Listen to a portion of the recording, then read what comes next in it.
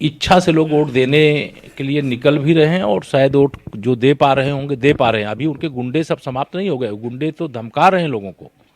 कई गंभीर शिकायतें आई हैं और चुनाव आयोग से हम लोग कार्रवाई करने का अनुरोध भी कर चुके हैं, क्योंकि भारतीय जनता पार्टी का यह चरित्र ही नहीं है कि हम बूथ कब्जा करें, हम किसी को धमकाएं और किसी को प्रलोभन दें।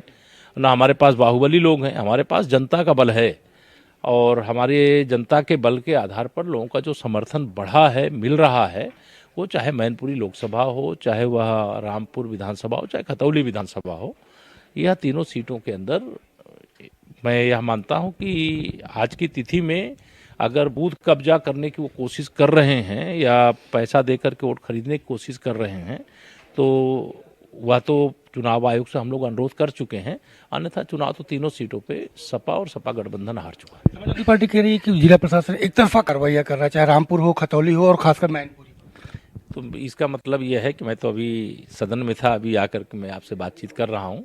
मुझे लगता है कि जनता का जो वेव है, जो जनता का रुख है, उसको समाजवादी पार्टी मुखिया और उनका परिवार जान चुका है, इसीलिए इस प्रकार की बात कर रहा है। समाजवादी पार्टी पूरी प्रतिष्ठा लगा करके इस चुनाव को लड़ रही है, बीजेपी किस तरीके से देख रही है? नहीं, देखिए, हम तो हर चुनाव को प्रतिष्ठा बना करके लड़ते हैं, मेहनत करते हैं, जनता के बीच में जाते हैं, जनता का समर्थन आशीर्वाद मांगते हैं, सबका साथ सबका विकास करते हैं, सबके आशीर्वाद के लिए अनुरोध भी करते हैं। और मैनपुरी और रामपुर, ये दोनों तो जैसे जेल में बंद यहाँ का मतदाता था, उसको शायद जेल से बाहर आने का मौका मिल रहा है, इसलिए वो अपना लोकतांत्रिक अधिकार का प्रयोग कर रहा है। लेकिन फिर भी अभी सपा के गुंडे, चाहे वह मैनपुरी लोकसभा हो और चाहे रामपुर विधानसभा हो, अभी भी वो हरकत कर रहे हैं और इसकी शिकायत चुनाव आयोग से की जा रही है। और हमें उम्मीद है कि निष्पक्ष चुनाव होगा और भारतीय जनता पार्टी तीनों सीटों पर जीतेगी। सवाल मेरा, आज सदन था, सदन में किस तरीके से संवेदनाएं व्यक्त की गई, आगे की क्या?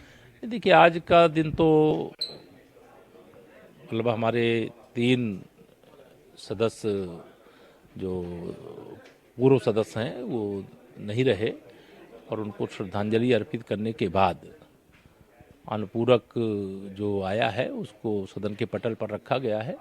और विशेष तौर से उत्तर प्रदेश के पूर्व मुख्यमंत्री, देश के पूर्व रक्षा मंत्री आदरणीय मुलायम सिंह यादव जी को श्रद्धांजलि अर्पित करने के लिए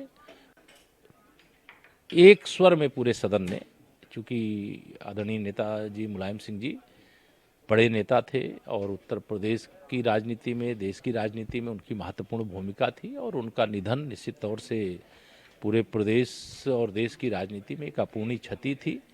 और उनके द्वारा किए गए कार्य, उनके द्वारा किए गए संघर्ष, उनके द्वारा गरीब और पिछड़ों, किसानों, मजदूरों के लिए चलाई गई योजनाओं की विस्तार से चर्चा हुई है। और हम भी पहले जब उनका निधन हुआ था उस समय श्रद्धांजलि अर्पित करके आए थे और आज भी सदन के माध्यम से प्रदेश की जनता की ओर से, सरकार की ओर से, प्रदेश भारतीय जनता पार्टी की ओर से हम लोगों ने अपनी श्रद्धांजलि अर्पित करने का। हमसे बात करने के लिए तो डिप्टी सीएम केशव जी, जिनका साफ तौर पर कहना है कि आज अनुपूरक बजट रखा गया, लेकिन पूर्व मुख्यमंत्री जो नेता मुलायम सिंह यादव का देहांत हुआ था उसके बाद श्रद्धांजलि दी गई। कैमरा आशीष यादव के साथ संजय चौहान, भारत समाचार, लखनऊ।